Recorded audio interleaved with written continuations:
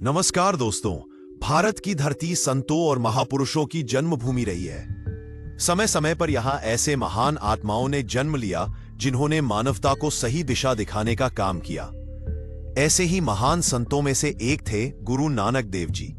वे न केवल सिख धर्म के प्रथम गुरु थे, बल्कि एक ऐसे युग पुरुष भी थे जिन्होंने पूरे विश्व को मानवता, समानता, प्रेम, सेवा और एक ईश्वर के सिद्धांत का संदेश दिया।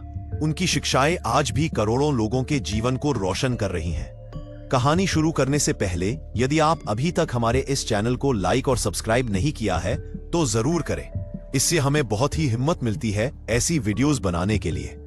तो चलिए दोस्तों, कहानी की शुरुआत करते हैं। गुरु नानक देव जी का जन्म 15 अप्रैल 1459 ईस्वी को पंजाब के तलवंडी गांव, जो कि अभी वर्तमान में पाकिस्तान के ननकाना साहिब में है, में हुआ था। उनके पिता का नाम मेहता कालू और माता का नाम माता तृप्ता था।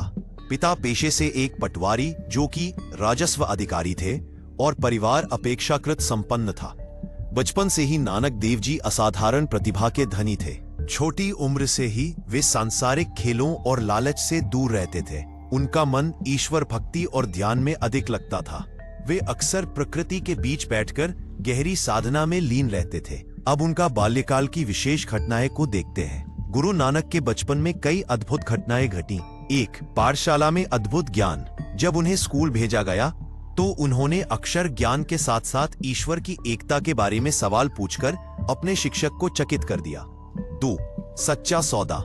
एक दिन उनके पिता ने उन्हें व्यापार करने के लिए कुछ पैसे दिए, परंतु नानक देव जी ने उन पैसों का उपयोग भूखे साधुओं और गरीबों को भोजन कराने में किया और कहा कि यही सबसे सच्चा सौदा है। इन घटनाओं ने स्पष्ट कर दिया कि नानक देव जी का जन्म किसी सामान्य उद्देश्य के लिए नहीं, बल्कि समाज को नया मार्ग दिखाने के लिए हुआ था। अब उनका विवाह और पारिवारिक जीवन को देखते हैं। 16 वर्ष की आयु में गुरु नानक देव जी का विवाह सुलखनी देवी से हुआ। उनसे 2 पुत्र हुए, श्रीचंद और लक्ष्मीचंद। हालांकि वे गृहस्थ जीवन में रहे, परंतु उनका मन ईश्वर की भक्ति और मानव सेवा में ही रमा रहा। अब उनका आध्यात्मिक अनुभव और उपदेश को देखते हैं। 30 वर्ष की आयु में नानक देव जी को एक दिव्य अनुभव प्राप्त हुआ। एक बार वे बेई नदी में स्नान करने गए और 3 दिनों तक लापता रहे। जब वे लौटे तो उन्होंने कहा, ना कोई हिंदू, ना कोई मुसलमान, सब इंसान है। इस अनुभव के बाद उन्होंने अपना संपूर्ण जीवन ईश्वर की एकता, समानता और सेवा के संदेश को फैलाने में समर्पित कर दिया। अब उनकी 4 उदासियां यानी कि दुनिया भर की यात्राएं को देखते हैं। गुरु नानक देव जी ने अपने संदेश को फैलाने के लिए लगभग 4 प्रमुख यात्राएं, उदासियां की। 1, पहली उदासी भारत भ्रमण। भारत के विभिन्न क्षेत्रों जैसे हरिद्वार, वाराणसी, बिहार, असम, बंगाल आदि की यात्रा कर लोगों को अंधविश्वास छोड़ने और एक ईश्वर की भक्ति का संदेश दिया। 2, दूसरी उदासी श्रीलंका।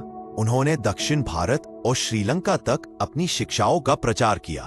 3, तीसरी उदासी हिमालय और तिब्बत। इस यात्रा में उन्होंने नेपाल, तिब्बत और पहाड़ी क्षेत्रों में जाकर शिक्षा दी। 4थी उदासी अरब देश। उन्होंने मक्का, मदीना और बगदाद तक अपनी यात्रा की और वहां के लोगों को भी ईश्वर की एकता का संदेश सुनाया। इन यात्राओं के दौरान उन्होंने जात पात, भेदभाव, धार्मिक अंधविश्वास और रूढ़ियों का विरोध किया। अब गुरु नानक देव जी की प्रमुख शिक्षाएं को देखते हैं। गुरु नानक की शिक्षाएं सरल, व्यवहारिक और मानव कल्याण पर आधारित थीं। उनकी शिक्षाओं को निम्नलिखित सिद्धांतों में समझा जा सकता है। पहला, एक ओंकार यानी कि ईश्वर एक है, वही सृष्टि का रचयिता है। 2, नाम जपना यानी कि ईश्वर के नाम का सिमरण करना सबसे बड़ा धर्म है। 3, किरत करना यानी कि ईमानदारी से मेहनत करके आजीविका कमाना। अंदर छकना यानी कि अपनी कमाई का हिस्सा जरूरतमंदों के साथ बांटना। समानता का संदेश, सभी मनुष्य समान हैं, चाहे उनका धर्म, जातिवाद, पाखंड। उन्होंने मूर्ति पूजा, जातिवाद, पाखंड, ऊंच नीच और धार्मिक ढोंग को चुनौती दी। उन्होंने स्त्रियों को बराबरी का दर्जा देने की बात कही और महिलाओं के सम्मान पर बल दिया। गुरु नानक देव जी की वाणी को बाद में गुरु ग्रंथ साहिब में संकलित किया गया। उनका सबसे प्रसिद्ध भजन है जपजी साहिब, जो आज भी सिखों की प्रार्थना का मूल आधार है। अब उनका अंतिम समय देख लेते हैं। गुरु नानक देव जी ने अपने अंतिम समय में करतारपुर, जो कि अब पाकिस्तान में है, में निवास किया। 22 सितंबर 1539 को उन्होंने शरीर त्याग किया। उनकी मृत्यु के समय हिंदू और मुसलमान दोनों उनके पार्थिव शरीर को अपने अपने तरीके से अंतिम संस्कार करना चाहते थे। किंवदंती है कि जब कपड़ा हटाया गया तो वहां केवल फूल मिले, जिन्हें दोनों धर्मों के अनुयायियों ने अपने अपने तरीके से सम्मान दिया। अब गुरु नानक देव जी की विरासत को देख लेते हैं।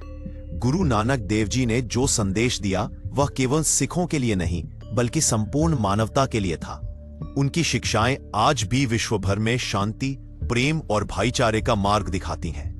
ननकाना साहिब, करतारपुर साहिब और गोल्डन टेम्पल उनकी स्मृतियों को जीवंत रखते हैं।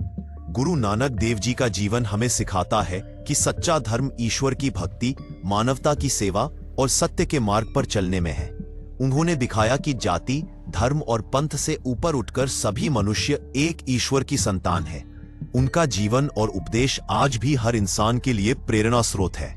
इन्हीं शब्दों के साथ अब हम इस कहानी को विराम देते हैं। अब आपसे अलविदा लेने का समय आ गया है। ऐसी ही स्टोरीज के लिए हमारे साथ बने रहें। धन्यवाद।